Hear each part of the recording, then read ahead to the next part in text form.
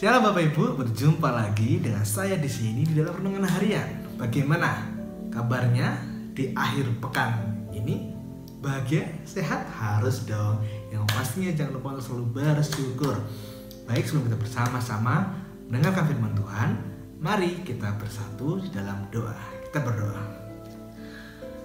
Ya Tuhan, kami mengucap syukur untuk kehidupan kami yang boleh kami jalani dengan baik, untuk setiap kasih-Mu yang boleh kami rasakan. Saat ini Tuhan, kami hendak menyambut firman-Mu. Biarlah firman-Mu yang terus tertanam di kehidupan kami. Bersabdalah ya Tuhan, karena kami siap untuk mendengarkan. Amin. Firman Tuhan pada hari ini akan saya bacakan dari 2 Korintus 8 ayat 7 sampai dengan 15. 2 Korintus 8 ayat 7 sampai dengan 15. Demikian firman Tuhan. Maka sekarang sama seperti kamu kaya dalam segala sesuatu, dalam iman, dalam perkataan, dalam pengetahuan, dalam kesungguhan untuk membantu, dan dalam kasih-Mu terhadap kami. Demikianlah juga hendaknya kamu kaya dalam pelayanan kasih ini. Aku mengatakan hal itu bukan sebagai perintah, melainkan dengan menunjukkan usaha orang-orang lain untuk membantu. Aku mau menguji keikhlasan kasih kamu. Karena kamu telah mengenal kasih karunia Tuhan Yesus Kristus, bahwa Ia yang oleh karena kamu menjadi miskin, sekalipun Ia kaya, supaya kamu menjadi kaya oleh karena kemiskinannya. Inilah pendapatku tentang hal itu yang mungkin berfaedah bagimu. Memang sudah sejak tahun yang lalu kamu mulai melaksanakannya dan mengambil keputusan untuk menyelesaikannya juga. Maka sekarang selesaikanlah jugalah pelaksanaannya itu. Hendaklah pelaksanaannya sepadan dengan kerelaanmu, dan lakukanlah itu dengan apa yang ada padamu. Sebab jika kamu rela untuk memberi, maka pemberianmu akan diterima. Kalau pemberianmu itu berdasarkan apa yang ada padamu, bukan berdasarkan apa yang tidak ada padamu. Sebab kamu dibebani bukanlah supaya orang-orang lain mendapatkan keringanan, tetapi supaya ada keseimbangan. Maka hendaklah sekarang ini kelebihan kamu mencukupkan kekurangan mereka, agar kelebihan mereka kemudian mencukupkan kekurangan kamu, supaya ada keseimbangan. Seperti ada tertulis, orang yang mengumpulkan banyak tidak kelebihan, dan orang yang mengumpulkan sedikit tidak kekurangan. Demikianlah pembaca firman Tuhan berbagi kita yang tidak hanya membaca, melainkan menerapkan serta merefleksikan dalam kehidupan kita sehari-hari. Haleluya.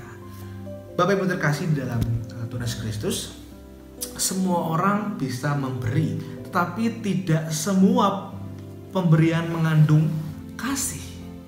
Ada yang memberi karena mengharapkan diberi kembali, ada yang memberi karena mengharapkan adanya sebuah pujian. Ada pula memberi karena terpaksa. Dan ada pula yang memberi karena telah merasa berkelebihan. Niat memberi dengan dimotivasi tujuan tertentu inilah yang dikoreksi oleh Paulus.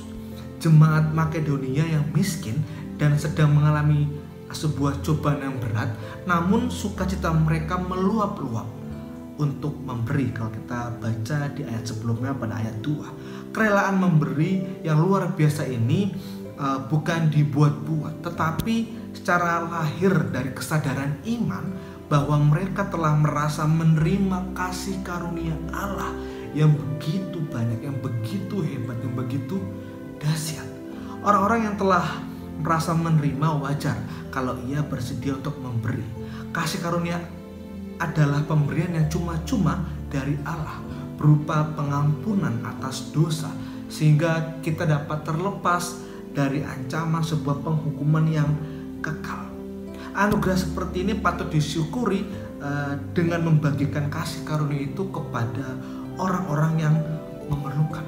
Di dalam 2 Korintus 9 ayat 9 berkata, ia membagi-bagikan, ia memberikan kepada orang miskin, kebenarannya tetap untuk selamanya.